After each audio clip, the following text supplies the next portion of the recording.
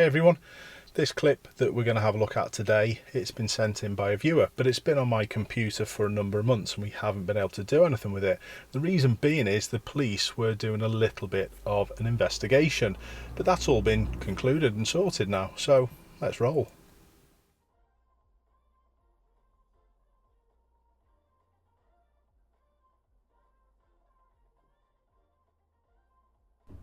This incident happened at a Tesco Express petrol station forecourt in Nottingham.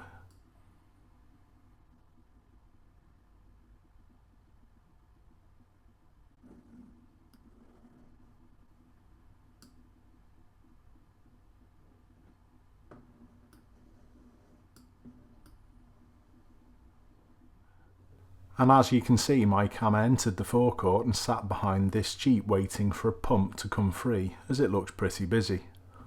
I would like to say at this point, please don't report this reg to any of the online sites, as the car has now changed owners. This part of the clip has been sped up to twice the speed, so you can see my camera, along with everyone else, has been waiting for quite a while. Now for the juicy bits. If you look through the back window of the Corsa, you can just about see the car that was at the pump in question start to move away. And you can also see it exit to the right of your screen. The Jeep doesn't move forward into the available space.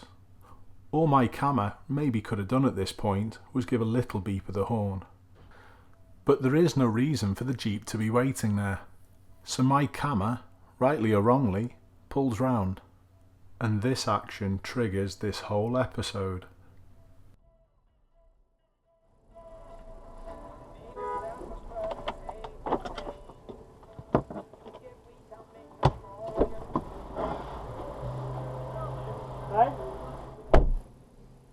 The beep that you just heard came from the driver of the Jeep.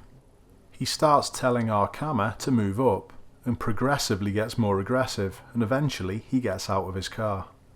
He then approaches our camera, who is filling up and has just opened his petrol cap. He tells him to move forward as he's been waiting there for ages and he couldn't just speed round him and nick his space. Our camera then says he should have been paying attention, and how was he supposed to know if he was just sat there or not?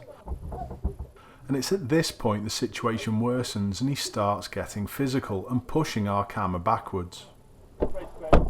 The driver of the Jeep slams the petrol cap shut, and as our camera tries to retreat, he keeps on being pushed in the chest by this aggressor. Then the unthinkable happens. The Jeep driver gets in our camera's car. Don't you touch my fucking car! Hey! What the fuck are you doing?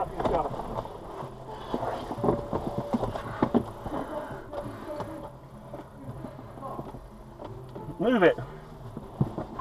Move it or I will. Move it or I fucking will. You fucking well won't.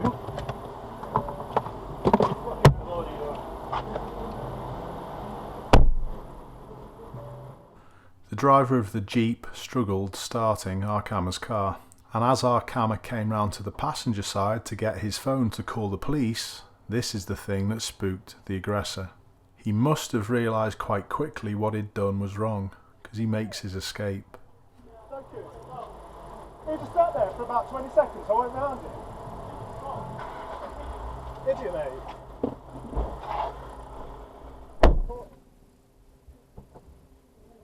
This incident was reported to the police quite soon after.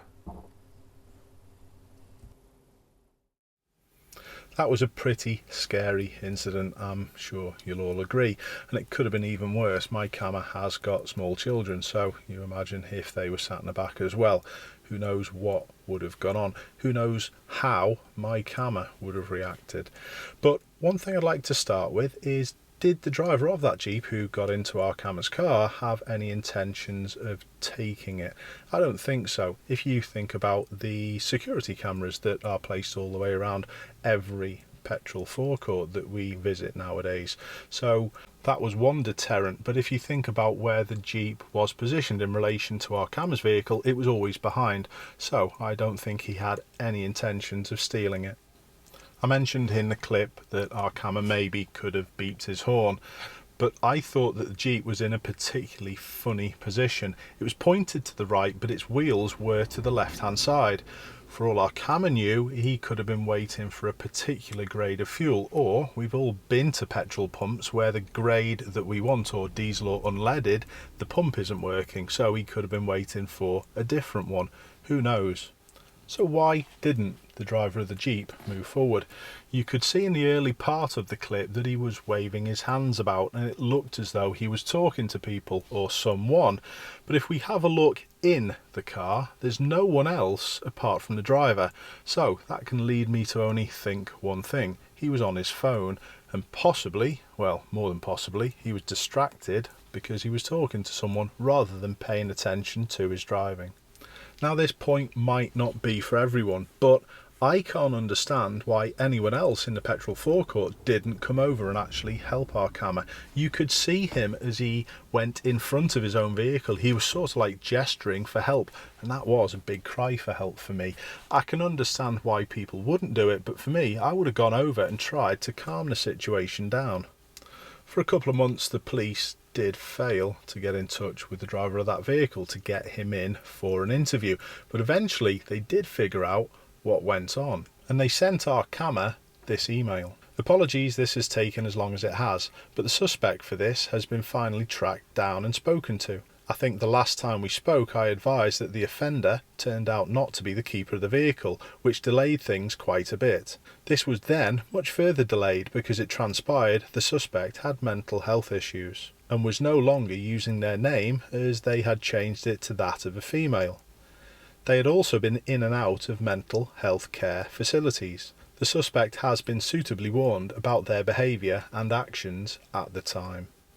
This incident has now been filed, and the police also said hopefully in the future they will conduct themselves in a more reasonable manner. In this case, there is no excuse for the driver of the Jeep to act in the way that they did, but at least in this situation there's a little bit more understanding. But what I'd like people to take from this incident is that sometimes things happen because people are having a little bit more than just a bad day. And I'd like people to keep this in mind, not just while driving, but in all walks of life and in all situations. Keep safe. I'll see you soon.